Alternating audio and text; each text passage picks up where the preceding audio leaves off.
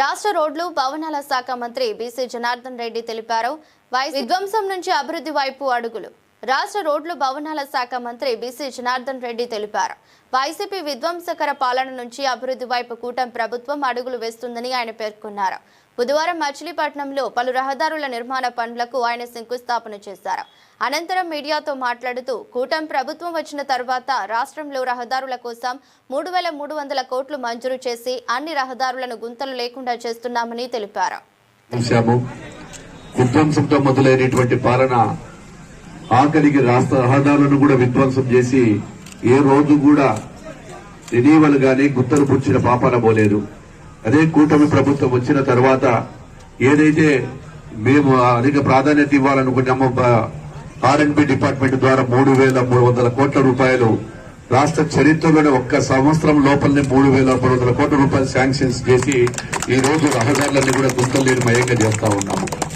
అదేవిధంగా కేవలం ఒక్క మచిలీపట్నానికే 30 కోట్లకు పైన నిధులు విడుదల చేయడము. నిత్యం మా సోదరుడు రవి ఎప్పుడు కనిపిన అన్న మా ఊరు రోడ్లు ఎప్పుడు బాగుపరుస్తారు, ఎప్పుడు చేస్తారని చెప్పి మాకు అనుబంధం కాబట్టి ఎప్పుడు కూడా అడిగేవాడు. ఎప్పుడైనా కానీ రవి ఖచ్చితంగా కూడా మీరు మాటిచ్చారు, ప్రజలను మిమ్మల్ని అత్యధిక మెజార్టీతో గెలిపించారు, కూటమి ప్రభుత్వాన్ని గెలిపించారు.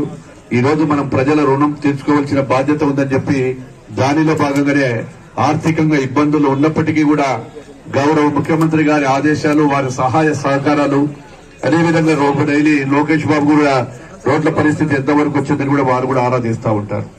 అదేవిధంగా మన డిప్యూటీ సీఎం గారు కూడా దీనిల మీద కూడా ప్రత్యేక శ్రద్ధ పిఆర్ రోడ్ల మీద కూడా పెడతా ఉన్నారు.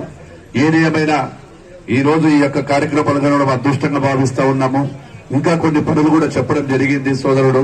వాటన్నిటిని కూడా ఇప్పుడు జిల్లాలో కలెక్టర్ ఆఫీసులో ఉన్న తర్వాత రివ్యూ చేసుకుని ఏవైతే రహదారులు కూడా లేవో వాటికి కూడా ఖచ్చితంగా కూడా త్వరలోనే ఈ బడ్జెట్ సమావేశాలు అయిపోయిన తర్వాత కొన్ని నిధులు అడిగారు కొన్ని చోట్ల, అవి కూడా వాటిని కూడా కంప్లీట్ చేస్తామని చెప్పి తెలియజేస్తా ఉన్నాము.